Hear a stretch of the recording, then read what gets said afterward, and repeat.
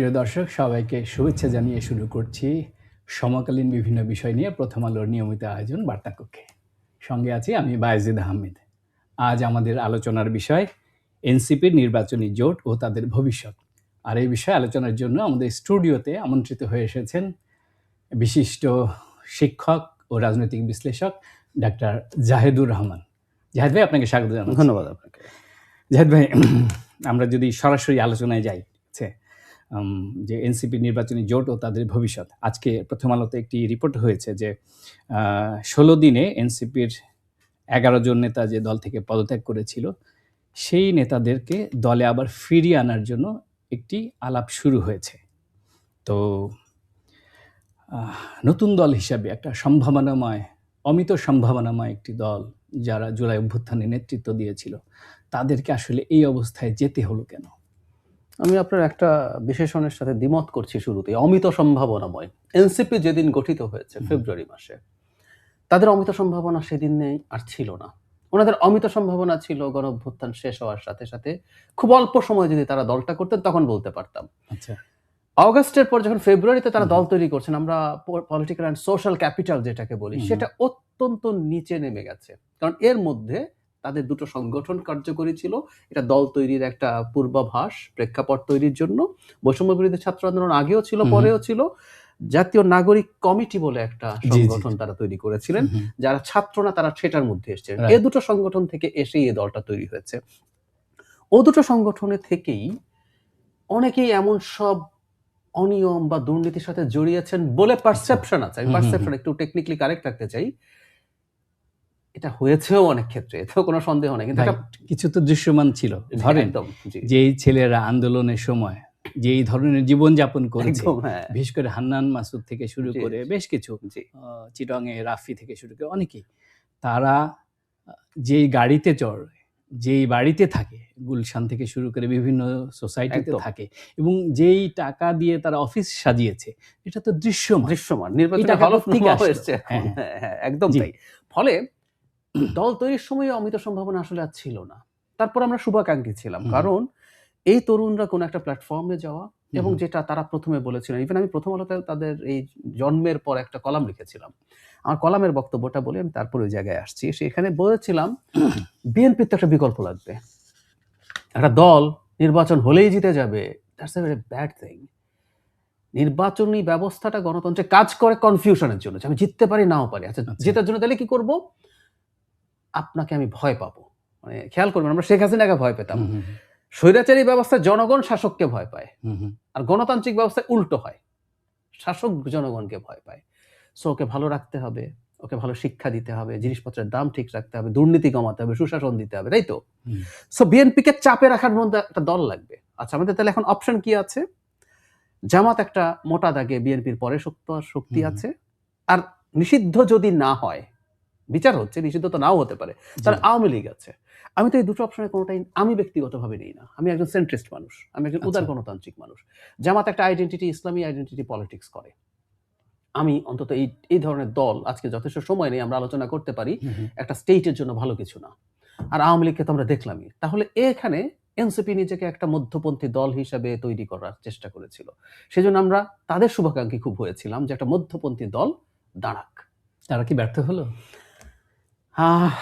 এখন পর্যন্ত? আমি মনে করি, বিশেষ করে এই জোটে গিয়ে, আমরা কফিনের শেষ পেরেক একটা কথা বলি না, কফিনের শেষ পেরেকের মতো পরিস্থিতি এই জোটে গিয়ে ব্যর্থ হয়েছে, আমরা এইভাবে বলা সম্ভব বা এটা যৌক্তিক। আপনি দেখেছেন যে এনসিপি থেকে যারা বেরিয়ে গেছে, এর মধ্যে বেশ কয়েকজন নারী নেত্রী ছিলেন, ভীষণ জনপ্রিয়। ডাক্তার তাসনিম জারা, তারা আউটস্ট্যান্ডিং রেজাল্ট আছে। তারপরে তাসনুবা জেবিন, বেশ পরিচিত মুখ। আরও বেশ কয়েকজন নারী বের হয়ে গেছে। তো তারা যে বেরিয়ে গেলেন, 27 এমনকি বের হয়নি, কিন্তু সামান্তাও প্রচুর কথা বলেছে, জি সমালোচনা করেছেন। জি, তো সেই জায়গাটা আবার তৈরি হয়েছে। তো জামাতের সঙ্গে জোট গঠনের যে আলোচনা হলো, সেটা ফাইনালাইজ হওয়ার পরই কিন্তু তারা বেরিয়ে গেলেন, ডিক্লারেশন দেওয়ার আগেই বেরিয়ে গেলেন। তো এই যে নারীরা বের হয়ে গেলেন, এটা কি মেসেজ ক্যারি করেছে? খুব গুরুত্বপূর্ণ মেসেজ ক্যারি করে। তার আগে আমি এনসিপির একটা খুব ভালো প্রশংসা করতে চাই। আমরা ওনাদের অনেকের সাথে, যে যাদের নাম বললেন, এদের অনেকের সাথে আমি টক শোতে বসেছি। পুরুষ যারা আছেন তাদের সাথেও বসেছি, মানে অত্যন্ত ব্রাইট ব্রিলিয়ান্ট ইয়াং মানুষ কিন্তু এখানে ছিলেন। আরো সিগনিফিক্যান্ট ব্যাপার হচ্ছে বাংলাদেশের কোনো রাজনৈতিক দলের ফ্রন্ট লাইনে নিজের যোগ্যতায়, উইচ ইজ ভেরি ইম্পর্টেন্ট, নারী এতজন আছে, সব রকম নারী, যিনি হিজাব করেন, যিনি করেন না, সব রকম নারী আছে। তারা মাঠে ছিলেন, তারা দলের সামনের সারিতে ছিলেন, তারা এই দল গঠনে ভূমিকা পালন করেছেন, তারা টকশোতে দলের ন্যারেটিভ প্রতিষ্ঠা করেছেন। এটা অত্যন্ত শক্তির একটা জায়গা, খুব সুন্দর দেখাচ্ছিল বাংলাদেশের একটা যে এগিয়ে যাওয়ার মতো একটা ডিজাইন। এখন এই জোটে দুটো ইস্যু, আমি তাসনিমা জামিন একটা লম্বা স্ট্যাটাস দিয়েছেন, সেখানে তিনি একটা কথা বলেছেন যে জোট যেটা হয়েছে তা না, এটা যেভাবে হয়েছে এটা নিয়ে তার সিরিয়াস প্রশ্ন আছে, এবং উনি এটাকে খানিকটা স্ক্রিপ্টেড বলছেন। আচ্ছা, আমি সরিয়ে রাখি, তার আগে যদি বলি, এমন একটা জোটে যাচ্ছেন, কেউ কেউ বলে এটা তো নির্বাচনী জোট, সমস্যার কিছু নেই, কিন্তু আমি পাল্টা একটা কথা বলি, এনসিপি কতটা সিট পাবে নিশ্চিত না, তারা 30টা আলাপ হয়েছে বলছে, গতকাল একটা পোর্টালে এসছে যে তারা 10টা তাদেরকে দিয়ে শেষ করা হতে পারে। যাই হোক, ধরে নিলাম 30টা, বাকিগুলো তো তাদের ক্যান্ডিডেট নেই, এবং নাহিদ ইসলাম বলেছেন সেখানে জোটের প্রার্থীর পক্ষে তারা ক্যাম্পেইন করবেন। এটা বোধহয় নির্বাচনী যে জোট হয়েছে সেই জোটটা একটা শর্ত যে জামাত ইসলাম এনসিপি নেতাদেরকে 1.5 কোটি টাকা দিবেন, এবং জামাতের যে সমস্ত প্রার্থী আছেন জোটভুক্ত আসনে, সেখানে কিন্তু এনসিপির ছেলে মেয়েদেরকে জামাতের পক্ষে ক্যাম্পেইন করতে হবে। এটাই তো নিয়ম, জোটের এমনি নিয়ম, এটা শর্ত না হলে জোটের নিয়ম তো আসলে মূলত এটা, শুধু ভোট না, ক্যাম্পেইন করতে হবে। এখন আমি যদি বলি, এনসিপি যাদের এত নারী দলে আছেন, তারা জামাতের সাথে জোটে গেছেন যারা একজন নারী প্রার্থী দেননি, একজন না। জামাতে ইসলামী তারা সংরক্ষিত, জিতলে সংরক্ষিত হতে দেবেন, এর আগেও বিএনপির সাথে জোটের সময় দিয়েছিলেন, 2001-06 দুজন ছিল, কিন্তু একজন নারী প্রার্থীকে দেননি তারা। আচ্ছা, আরো জরুরি কথা আছে, এই জোটে এমন রাজনৈতিক দল আছে, প্রার্থী দেয়া দূরে থাকুক, মানে ওনারা নারীকে কিভাবে দেখেন তার প্রমাণ হচ্ছে, সেই দলের কেউ টকশোতে যাওয়ার শর্ত দেন নারী সঞ্চালক বা নারী পার্টিসিপেন্ট থাকবেন না। আচ্ছা, তাদের সংবাদ যদি বিনীতভাবে জানতে চাই সেই রাজনৈতিক এটা অনেকেই জানেন, আমি আর না বলি, এটা অনেকেই জানেন, আমি আর নাম বলছি না। তাদের সংবাদ সম্মেলনে নারী সাংবাদিক, এগুলো যদি ইনফর্মাল, সেই জন্য আমার মনে হয় না এটা বলা ঠিক, নারী সাংবাদিক এর প্রেজেন্স তারা ঠিক মানে অ্যাকসেপ্ট করেন না। তাহলে এনসিপির দলটা, এনসিপির নারীরা যেসব জায়গায় তাদের ওই পার্টির দলগুলো, ওই পার্টির ক্যান্ডিডেটরা থাকবেন, তাদের পক্ষেও ক্যাম্পেইন করতে হবে। সুতরাং আপনি পরিস্থিতিটা বোঝার চেষ্টা করুন।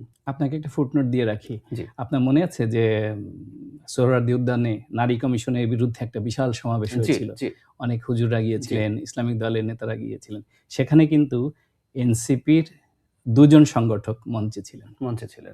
হাসনাত আব্দুল্লাহর কথা আমার মনে আছে, উনি গিয়েছিলেন।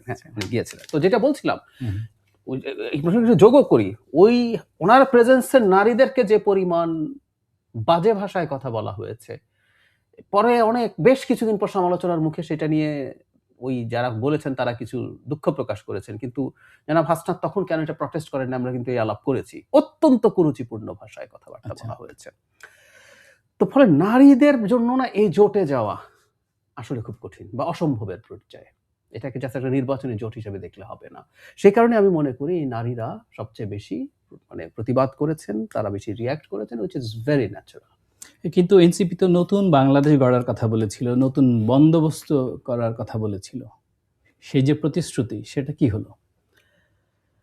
আমি এটাকে ঠিক প্রতিশ্রুতি ওভাবে দেখি না, মানে আমরা আস্তে আস্তে এটা শিখতে হবে। রাজনৈতিক দলগুলো যেটা বলে, এনসিপি ঠকিয়েছে দেশবাসী, ঠকিয়েছে মানে রাজনীতিতে না আপনি কতগুলো শব্দ ব্যবহার করেন, রাজনীতিতে প্রথম দিন থেকে এনসিপি পুরনো বন্দোবস্তের রাজনীতি করছে।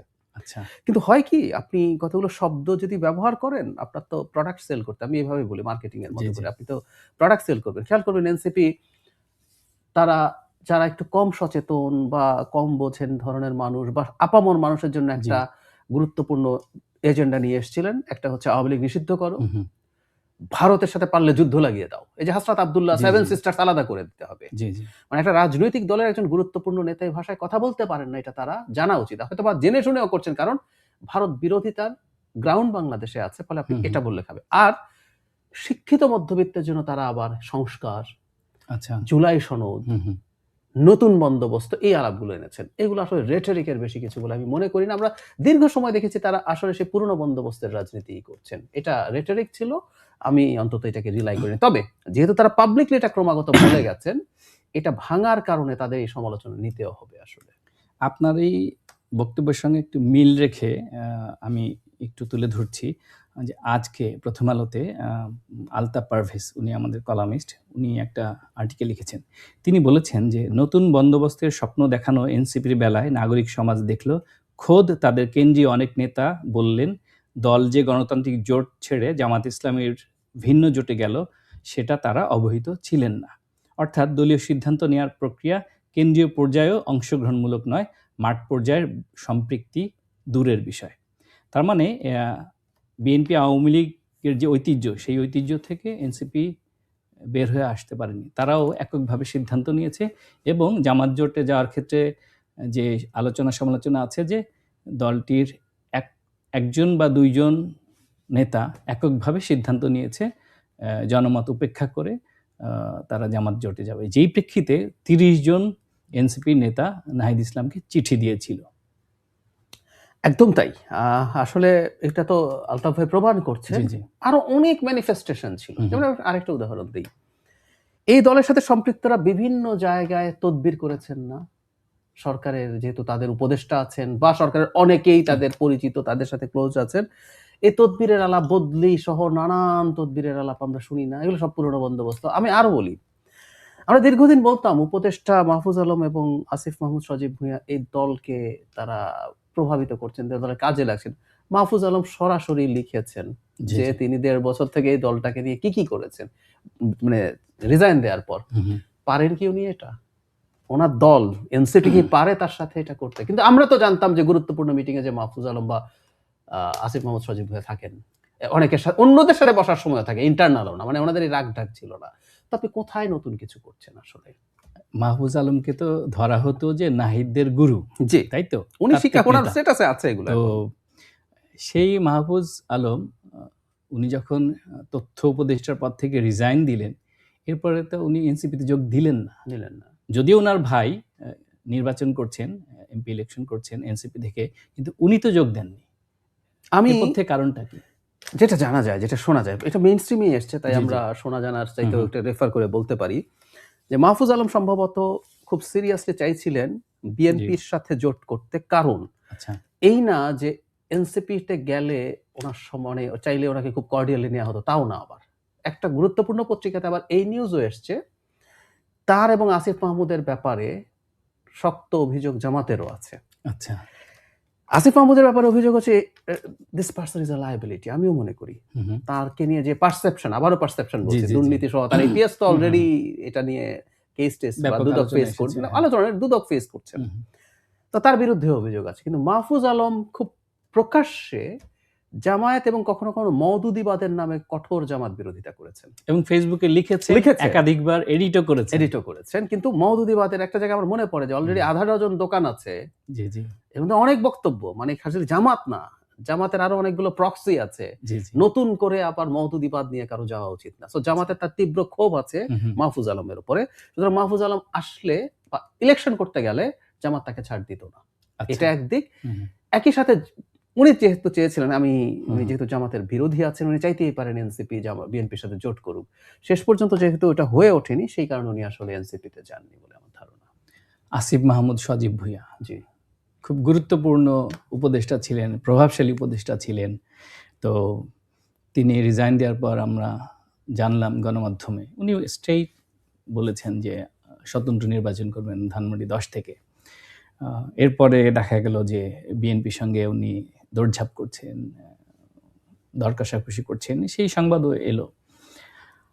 গণ অধিকার পরিষদের সভাপতি নুরুল হক নূর, তিনি আমাকে ব্যক্তিগত আলাপচারিতায় জানিয়েছিলেন যে আমি জিজ্ঞেস করেছিলাম আসিফ মাহমুদ কি আপনার দল থেকে মনোনয়ন নিয়েছে কিনা, এরকম শোনা যাচ্ছে।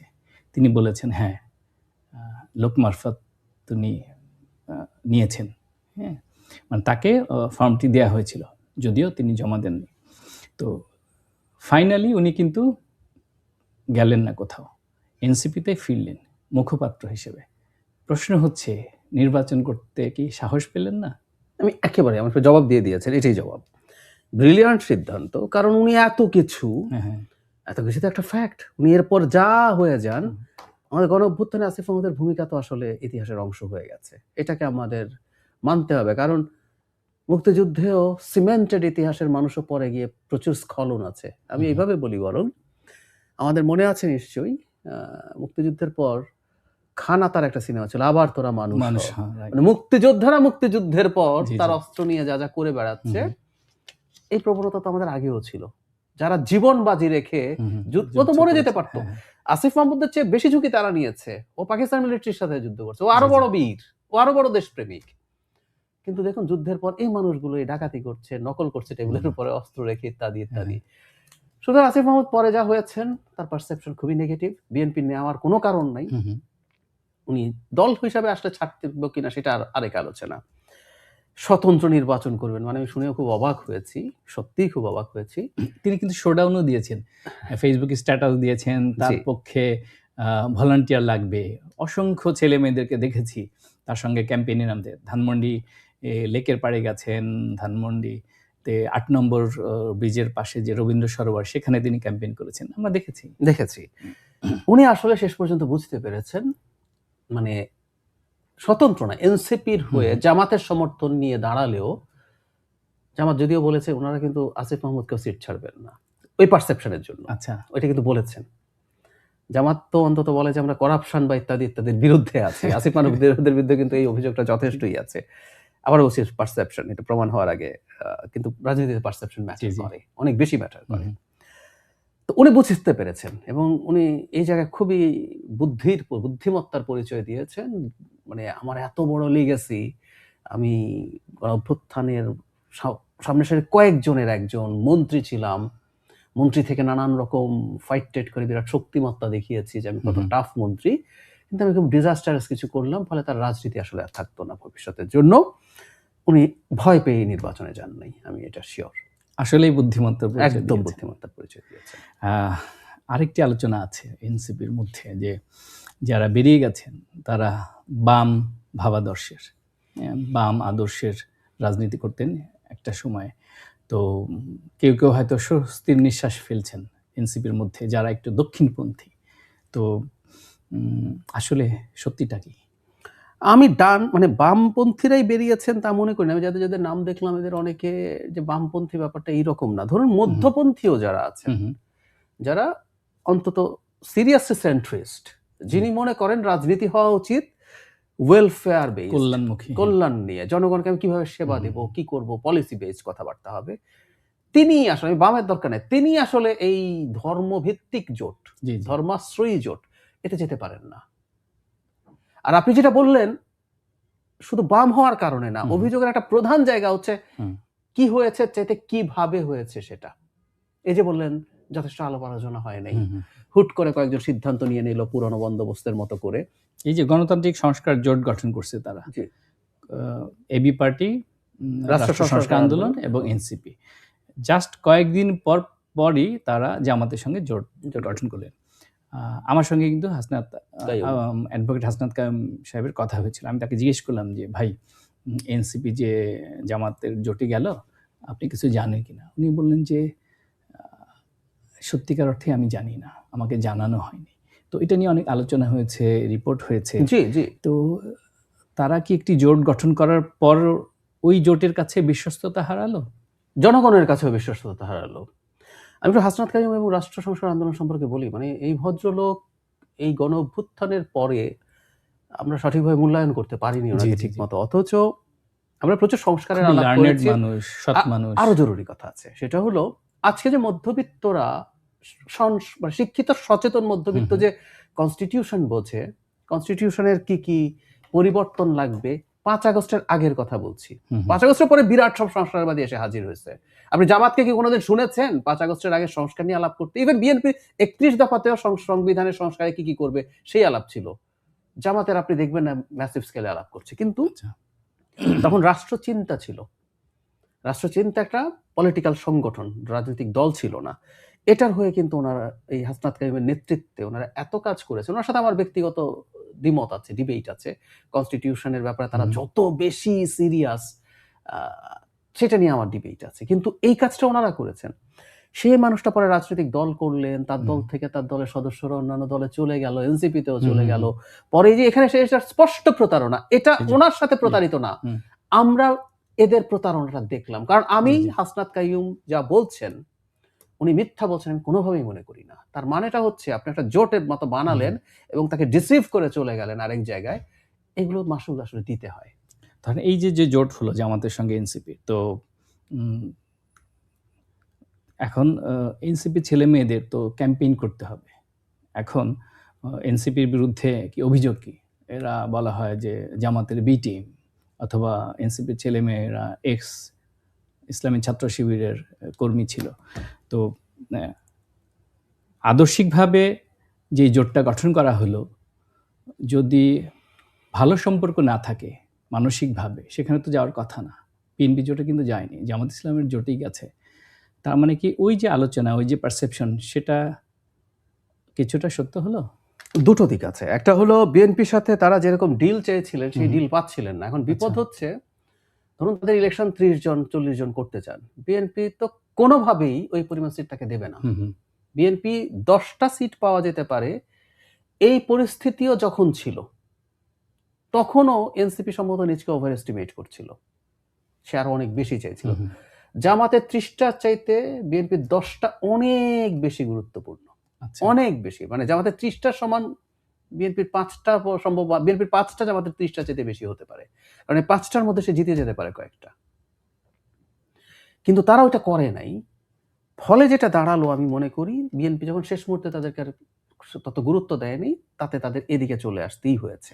আচ্ছা, একই সাথে এটাও ভুল না, আমি আপনার সাথে একমত যে জামায়াতে ইসলামী ছাত্র শিবির কোনো না কোনোভাবে ছাত্র শিবিরের সাথে ছিল। এখন ছাত্র শিবিরের প্রকাশিত পদে থাকা কিছু মানুষজন বেরিয়ে গেছে। জি জি, আপ বাংলাদেশ নামে একটা পার্টি হয়েছে, তারা কিন্তু পদে থাকা শিবির বলে আপনি ওকে চেনেন, সালমান রাফে সালমান, আর হচ্ছে জুনায়েদ, তারপরে জুনায়েদ, হ্যাঁ, তারপরে যে জুনায়েদ হচ্ছে, হ্যাঁ, তারপর জুনায়েদ হচ্ছে এটার হেড, আর রাফে সালমান রিফাত, এই দুজনই ঢাকা ইউনিভার্সিটির ছাত্র শিবিরের পদে ছিল বলে জানেন। কিন্তু জানেন তো গুপ্ত শিবির বলে একটা কথা আছে আবার, যে আসলে মানে পদে ছিল না কিন্তু এনসিপিতে আছে, উনি আসলে হয়তো শিবিরই। আচ্ছা, আমি এনসিপির যারা একটু সেন্ট্রিস্ট এবং লেফটিস্ট আছে তাদের সাথে কথা বলে দেখি, এরকম ডানপন্থী প্রচুর মানুষ আছে, সুতরাং ইডিওলজিক্যাল একটা মিল আসলে তাদের সাথে আছেও। সেটা যদি থেকে থাকে, আপনি যেটা অনুমান করছেন সেই সম্ভাবনা আছে। তবে বিএনপির সাথে যদি একটা খুব ভালো ডিল পেত তারা, তাহলে সুবিধা ছিল। কিন্তু আবার আমি এমনও জানি যারা মূলত বামপন্থী কিন্তু এই জামাতের সাথে জোটের পক্ষে আছে, কারণ ওনার নমিনেশনটা আছে। বিএনপির সাথে হলে ওনার নমিনেশনটা হয়তো হতো না। সো এটা পার্টির সাথে ব্যক্তির ডিনামিক্স আছে। উনি একটা সংসদ নির্বাচন যদি জামাতের সমর্থনে করে জিতবেন না, 50,000 60,000 ভোট পেয়ে গেলেন, উনি কিন্তু একজন নির্বাচনী রাজনীতি করার ক্যান্ডিডেট হিসেবে দাঁড়িয়ে গেলেন। তার মানে এনসিপি কে আসলে যে কোনো মূল্যে ক্ষমতায় যেতেই হবে। একদম তাই, পুরনো বন্দোবস্ত। আপনারা যদি নতুন বন্দোবস্ত কায়েম করবে বলে বিশ্বাস করে থাকেন, ভুল করেছেন। আমি প্রথম থেকেই একই কথাই বলছিলাম। আচ্ছা, আমি তবে আমরা তাকে ধরবো বেশি, কারণ এই নতুন বন্দোবস্ত কিন্তু আপনি আমাকে বলেছেন, আমাদেরকে স্বপ্ন দেখিয়েছে এনসিপি, আমাদেরকে ভবিষ্যৎ বাংলাদেশ নতুন বন্দোবস্ত করার একটা প্রতিশ্রুতি দিয়েছিল। যেই প্রশ্নটা আমি করতে চাই, এনসিপি যদি কোনো জোটে না গিয়ে আলাদাভাবে নির্বাচন করত, সেখানে যদি তারা 5% ভোট পেত, তাহলে তো এই দেশের মানুষ বাহবা দিত, তাই না? 5% হলে আপার হাউস যদি পিআর হয় 5টা সিট পেয়ে যেত। জি, তাদের ধরেন 3 জন এমপি বা 5 জন বা 10 জন এমপি নিরপেক্ষভাবে, মানে তারা কোনো জোটে না গিয়ে নিজেদের স্ট্রেংথ নিয়ে ইলেকশন করে তারা যদি বিজয়ী হতো, এই দেশের মানুষ আরো বেশি তাদেরকে সম্মান দিত না? আমি মনে করি একজনও হয়তো ভবিষ্যতে আরো বেশি পেত। ধরুন জিততো না, আমি মনে করি আসলে একজনও জিততো কিনা সন্দেহ আছে, এইরকম অবস্থা আমি মনে করি। ওই যে বললাম, আমরা অনেকেই কথাটা বলছিলাম, 24 সালের ডিসেম্বরে যদি নির্বাচন হতো, এনসিপি যদি তার 1 মাস মানে তৈরি হয়েছে 1 মাসের মধ্যে নির্বাচনে যেত, এনসিপি 25-30টা সিট পেয়ে যেত।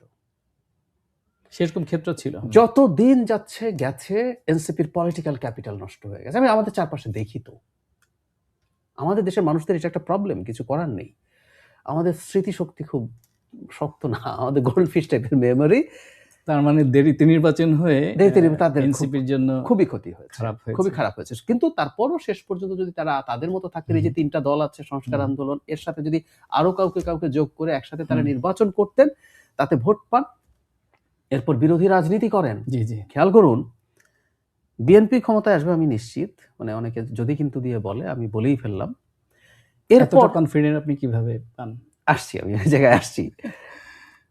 ও আসলেও না, বাংলাদেশ চালানো কিন্তু সোজা ব্যাপার না। আপনি যদি মনে করেন যে আপনি খুব ভালো মানুষ, খুব এফিশিয়েন্ট, আপনাকেও যদি বসিয়ে দেয়, দেখবেন এই দেশে এত প্রবলেম, তার মানে আপনি দেশ চালানোর সময় নানান ঝামেলায় পড়বেন। আচ্ছা, এইগুলো নিয়ে দুর্দান্ত রাজনীতি তারা করতে পারত। ওদের কিন্তু, আমি শুরুতেই বলেছি, সত্যিই খুবই ব্রাইট, ব্রিলিয়ান্ট ইয়াং পিপল আছে। তারা তাদের এই যে ন্যারেটিভ এস্টাবলিশ করার ক্যাপাবিলিটি আছে। আমি তাদের সাথে টক শো করে দেখেছি, খুবই কম বয়স, অ্যারাউন্ড 30, এই বয়সের ছেলেমেয়েরা। 17 মাসে দেশে অনেক ক্রাইসিস তৈরি হয়েছে, অন্তর্বর্তী সরকারের অনেক ব্যর্থতাও ছিল। আমরা কিন্তু এনসিপি নেতাদেরকে ওইভাবে ফোকাসড বেসড গভর্নমেন্টের ক্রিটিসাইজ করতে দেখিনি, রাজপথে দেখিনি। তারা নিজেদের বিভিন্ন দাবি দাওয়া নিয়ে কথায় কথায় যমুনার সামনে গেছে। শুধু সমালোচনা না, অনেক ক্ষেত্রে সরকারকে সমর্থন করেছে। আমি অনেক সময় বলেছি, আচ্ছা মানে সরকারকে এটাকে আপনাকে সমর্থন করতে হবে কেন? সমর্থন করেছে অনেক ক্ষেত্রে। এই কারণে ওই যে সরকারের সাথে, ডক্টর ইউনূসের সাথে এনসিপির সেই নিয়োগকর্তা তত্ত্ব আমরা এস্টাবলিশ করতেই পারি। জাহিদ ভাই, আমরা একদম শেষের দিকে চলে এসেছি। ইসলামী আন্দোলন, চরমোনাই পীরের দল, তারা বাংলাদেশে সাম্প্রতিক সময়ে বেশ প্রভাব বিস্তার করেছে। তো 11 দলীয় জোট যে তৈরি হয়েছে জামাত নেতৃত্বাধীন, সেখানে তারা গুরুত্বপূর্ণ পার্ট। তো তাদের সঙ্গে জামাতের কিন্তু নেগোসিয়েশন হয়নি রিগার্ডিং সিট ওয়াইজ। এখন তারা নাকি বলছে যে এনসিপিকে যে 30টি সিট দেওয়ার কথা বা আলোচনা চলছে, তাতে করে তারা নাখোশ। তারা বলছে যে না, এনসিপি 30টি সিট পাওয়ার যোগ্য না। তো তারা ওখানে এনসিপিকে কম দিতে চায়, আর ওই আসনগুলো তাদের নিজেদের মধ্যে নিতে চায়। এরকম একটা কালেকটিভ বার্গেনিংয়ের মধ্যে আছে। এইরকম নানান ধরনের স্পেকুলেশন, কিছু অনলাইনে নিউজও হচ্ছে। তো আপনি কি মনে করেন যে আমরা যেটা শুনেছিলাম, এটা আই এম নট শিওর যে কোনো গণমাধ্যম এসেছে কিনা, কতটি সিট জামাত এনসিপিকে দিবে বলে কমিটমেন্ট দিয়েছিল। তো যদি 30টি হয়, আর এখন ইসলামী আন্দোলন যেই ধরনের কট্টর ভূমিকা পালন করছে বা তারা স্ট্রিক্ট হচ্ছে, তাতে করে এনসিপির 30টি আসন থেকে কমে যাওয়ার আশঙ্কা তৈরি হলো কিনা? আচ্ছা, এখন সমস্যা হচ্ছে এনসিপি আর ইসলামী আন্দোলন বাংলাদেশের মানে সিটের সংখ্যা সমান প্রায়, এদের 30, ওদের 35 এরকম এসছে।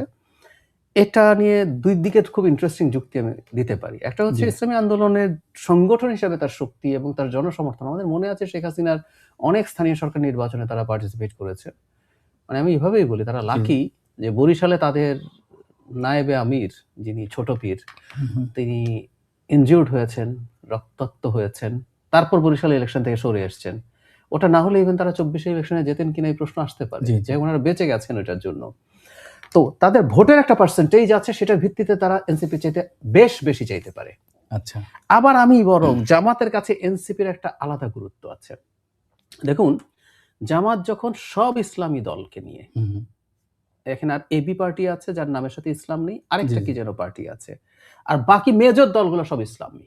খেলাফত মজলিস আছে, খেলাফত মজলিসের দুইটা অংশ আছে, মাওলানা মামুনুল হকের নেতৃত্বাধীন দুটো আছে। তো ফলে এই যে একটা ইসলামী জোট দাঁড়িয়ে গেছে, এটার কিন্তু একটা ইম্প্যাক্ট আছে দেশে এবং দেশের বাইরে। যে বাংলাদেশে এক্সট্রিমিস্ট বা রাইটিস্টদের উত্থান হচ্ছে, এটা ন্যারেট করার জন্য, এটা মার্কেট করার জন্য প্রচুর, মানে ভারত টারত সহ আওয়ামী লীগ সহ বসে আছে। এনসিপি কে নেওয়াতে কিন্তু এটা ডাইলিউটেড হয়েছে। আচ্ছা, একটা মধ্যপন্থী দল এবং জুলাই অভ্যুত্থানের নেতৃত্বদানকারী ফেস গুলো সব এখানে আছে। সেই কারণে আবার এনসিপি যথেষ্ট ডিমান্ডও করতে পারে, কারণ জামাতকে সবচেয়ে বেশি সুবিধা দিচ্ছে এই পয়েন্টে আবার এনসিপি। আবার ও বলছে আমি কিন্তু তোমাকে ভোটের সুবিধা দিতে পারছি।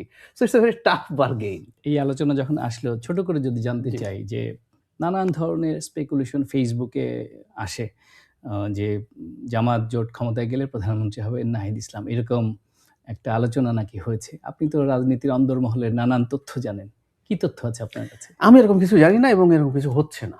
আচ্ছা এটা ফর শিওর, এটা তারা চাইছেন, এটা হুম, জানি আমি। কিন্তু জামাত এটা মানার কোনো প্রশ্ন আসলে নাই।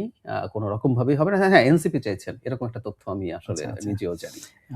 জামাতের সঙ্গে যেহেতু জোট ফাইনালাইজ হয়েছে এনসিপির, তার মানে এনসিপিকে যে কয়েকটি আসন তারা ছাড় দেবে, সেখানে তো জামাতের ভোটাররা তাদেরকে ভোট দিবে। তো সেই ক্ষেত্রে এনসিপির নেতাদের তো বিজয়ী হওয়ার সম্ভাবনা তৈরি হলো। আপনার কি প্রেডিকশন?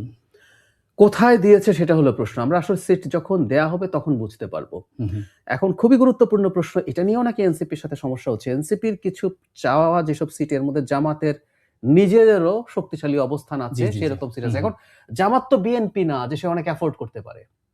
জামাত, আচ্ছা। আমি জানি না, মানে এখন অনেকে জামাত জিতেও যেতে পারে কথা-টথা বলছেন। মানে জামাত আর এনসিপি সবাই মিলে যদি ৫০ সিটও পায়, হ্যাঁ, হ্যাঁ। আমার কাছে এটা একটা বিরাট সাকসেস মনে হবে। আমার কাছে মনে হবে না যে তারা এত দূরও যেতে তারা তো পারবে। শক্তিশালী বিরোধী দল হবে। মানে অদ্দূরও যেতে পারবেন বলে মনে আচ্ছা, করি না। আচ্ছা। ৫০ সিটে অবশ্য শক্তিশালী বিরোধী দলও হওয়া যায় না। যাই হোক, তো জামাত ধরে নিলাম যে কয়টা শক্তিশালী হুম, হুম। আছে, এর মধ্যে তো সব জিতবে না। হুম, হুম। ওর মধ্যে যদি এনসিপি চায়, তাহলে এনসিপি জিততে পারে তখন হুম, যদি হুম। সে জামাতের যেখানে শক্তি আছে আচ্ছা, সেখানে ছাড় পায়। তো আচ্ছা। এখন ওটাই আসলে দেখার মতো ব্যাপার হবে। জাহিদ ভাই, আমরা একদম অনুষ্ঠানের শেষ পর্যায়ে চলে এসেছি। এত চমৎকারভাবে আপনি বিশ্লেষণ করলেন। আ আরেকটু শুনলে ভালো লাগতো। কিন্তু নিশ্চয়ই অন্য কোনো দিন আমরা নিশ্চয়ই। আপনার সঙ্গে এই আলোচনায় অংশ নিব এবং বিশ্লেষণ শুনব। হ্যাঁ, প্রিয় দর্শক, আমরা এতক্ষণ আলাপ করছিলাম আ এনসিপির নির্বাচনী জোট এবং তাদের ভবিষ্যৎ নিয়ে আলোচনা করছিলেন বিশিষ্ট শিক্ষক এবং রাজনৈতিক বিশ্লেষক ডাক্তার জাহিদুর রহমান। আজ এ পর্যন্তই। যারা অনুষ্ঠানটি মিস করেছেন, তারা ফেসবুক পেজ, ইউটিউব এবং প্রথমআলো.com এ এই অনুষ্ঠানটি দেখতে পাবেন। আজ যারা সঙ্গে ছিলেন তাদের জন্য শুভকামনা।